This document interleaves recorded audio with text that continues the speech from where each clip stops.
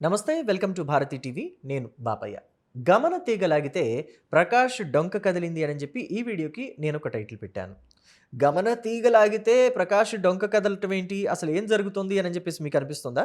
అయితే గమన తీగలాగటం అనే దాని గురించి మనం తర్వాత మాట్లాడుకుందాం. ఇక్కడ ప్రకాష్ డొంక కదలటం గురించి ఫస్ట్ మీకు తెలియజేస్తాను. అయితే నాకు ఇక్కడ ప్రకాష్ రాజ్ గురించి మాట్లాడాలంటే ఒంగోలు గిత్త సినిమా గుర్తొస్తుంది.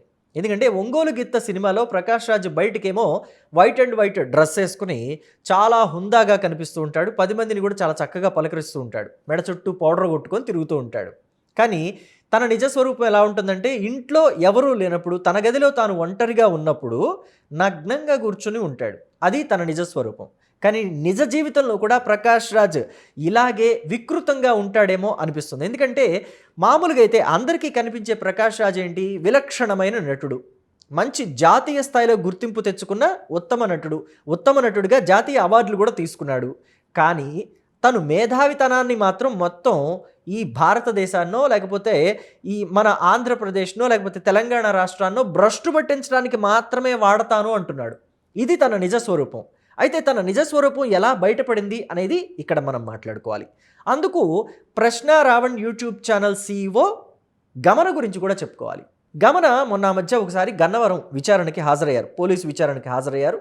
ఆవిడని ఒక సీక్రెట్ ప్లేస్లో విచారించిన పోలీసులు మళ్ళీ మేము విచారిస్తే మీరు రాక తప్పదు అని చెప్పి పంపించారు.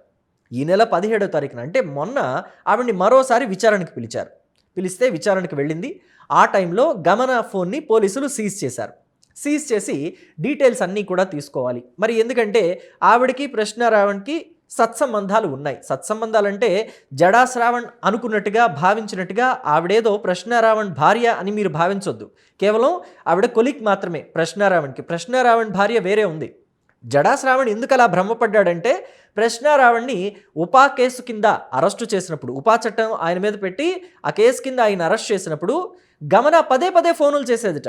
5 నిమిషాలకోసారి 10 నిమిషాలకోసారి ఫోన్ చేసి, ఏంటి సార్ డెవలప్మెంట్, అసలు బెయిల్ వస్తుందా రాదా, అరెస్ట్ చేశారు, రిమాండ్కి పంపిస్తారా, ఇలా కంగారు పడుతూ అడుగుతూ ఉండేదట చంద్రముఖిలా, ఏమైంది ఏమైంది ఏమైందని.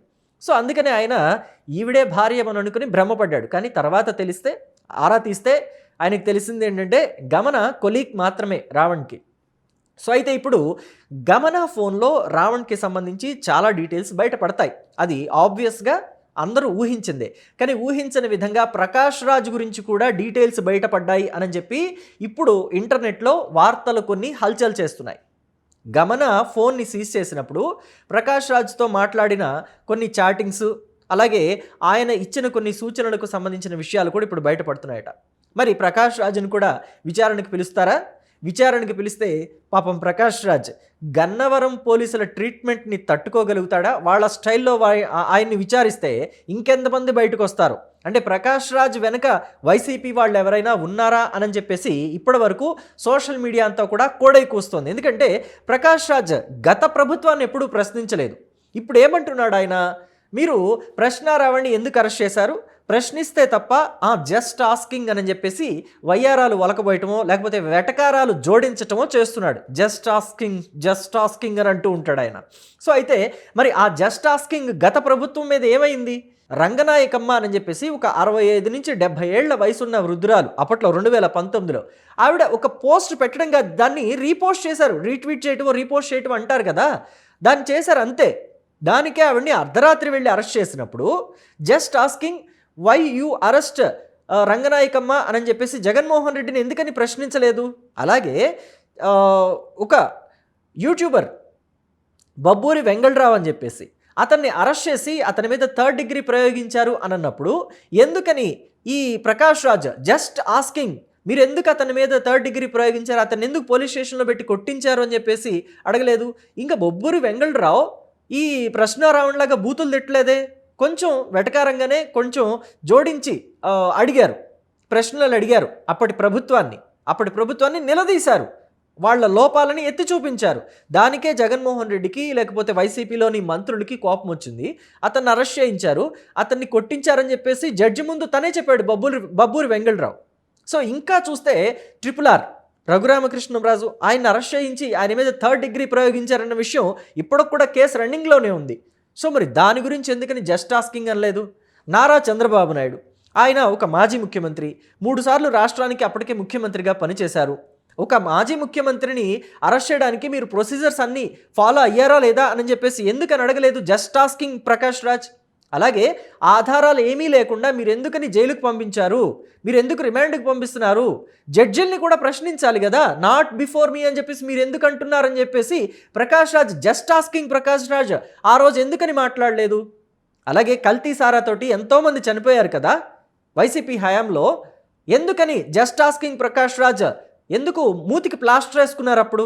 ఎందుకు జస్ట్ ఆస్కింగ్ని అప్పుడు ఆయన జస్ట్ ఆస్కింగ్ పేరుతోటి అప్పటి ప్రభుత్వాన్ని ఆయన నిలదీయలేదు? కల్తీ సారానే కదా, కల్తీ మద్యం కూడా అప్పట్లో ప్రముఖమైన బ్రాండ్స్ అన్నిటిని ఎత్తేసి పిచ్చి పిచ్చి బ్రాండ్లతోటి ప్రెసిడెంట్ మెడల్ అని, గోల్డ్ మెడల్ అని ఇలాంటి పేర్లతోటి చాలా మద్యం బ్రాండ్స్ అని తీసుకొస్తే జస్ట్ ఆస్కింగ్ ప్రకాష్ రాజ్ ఏమైపోయాడు? తిరుమల లడ్డు కల్తీ వ్యవహారం బయటకు వచ్చినప్పుడు ఈ జస్ట్ ఆస్కింగ్ ప్రకాష్ రాజ్ ఏ కలుగులో దాక్కున్నాడు? ఇవన్నీ కూడా ఖచ్చితంగా ప్రజలు అడుగుతారు కదా. జస్ట్ ఆస్కింగ్ ప్రకాష్ రాజ్ తన మేధావితనాన్ని ఎలా చూపిస్తాడు ఇప్పుడు? అంటే ఆయన ఏమంటాడంటే ప్రజల్నే తప్పుపడుతున్నాడు. ప్రజలు ఆయన మాటకి జై కొట్టకపోతే ప్రజల్నే తప్పుపట్టే పరిస్థితికి ప్రకాష్ రాజ్ వచ్చాడంటే ఆయన మనస్తత్వం ఎంత విపరీత ధోరణికి వెళ్ళిపోయిందనేది మనం అర్థం చేసుకోవచ్చు. కానీ చట్టానికి న్యాయానికి అవి పనికిరావు. ఆధారాలు లేకుండా ఏవి పడితే అవి మాట్లాడితే ఉమర్ ఖలీద్నో ఎవరినో ఈయన సపోర్ట్ చేస్తాడు ప్రకాష్ రాజ్. ఆయన వచ్చేసి ప్రశ్నరావణ్ వచ్చేసి హిడ్మాని సపోర్ట్ చేస్తూ మాట్లాడతాడు. ఇలాంటి వాళ్ళంతా కూడా ఒక తీవ్రవాదులనో లేకపోతే ఒక నక్సలిజాన్నో ప్రోత్సహిస్తే యువత ఏ పెడదోవ పడతారు? సో కాబట్టి ప్రకాష్ రాజ్ ఫోన్ని కూడా సీజ్ చేయాలి. అతను ఎవరెవరితో మాట్లాడాడు, ఎవరెవరితో చాటింగ్ చేశాడు, ఇలాంటివన్నీ కూడా బయటకు తీయాలి. ఖచ్చితంగా పోలీసులు ప్రకాష్ రాజ్ని అదుపులోకి తీసుకోవాలి. అవసరమైతే ప్రకాష్ రాజ్ మీద కూడా ఉపా చట్టాన్ని ప్రయోగించాలి అని చెప్పేసి చాలామంది ఇప్పుడు డిమాండ్ చేస్తున్నారు. ఎందుకంటే మరి తీవ్రవాదులనో లేకపోతే దేశ సమగ్రతకి భంగం కలిగించే విధంగానో మాట్లాడితే వాళ్ళని ప్రోత్సహిస్తే ఖచ్చితంగా అది నేరం కిందే పరిగణించాలి. ప్రకాష్ రాజ్ అయితే ఏం గొప్ప? ఎందుకు గొప్ప? తన వృత్తిలో తాను గొప్పేమో, కానీ దేశ సమగ్రతకి భంగం కలిగించాలని చూసినా లేదా కేంద్ర ప్రభుత్వాన్ని అస్థిరపరచాలని చూసినా అది నేరం కిందే పరిణమిస్తుంది. ఖచ్చితంగా అరెస్టు చేసి తీరాల్సిందే. అతని మీద కూడా కఠినమైన చట్టాలని ప్రయోగించి తీరాల్సిందే అని చెప్పి డిమాండ్స్ వినిపిస్తున్నాయి. మరి దీని గురించి మీరేమంటారు? గమన తీగలాగితే ప్రకాష్ రాజ్ డొంక కదలటాన్ని మీరు ఎలా చూస్తారు? ఇవన్నీ కూడా మీ అభిప్రాయాల్ని కమెంట్ బాక్స్లో తెలియచేయండి. Thank you.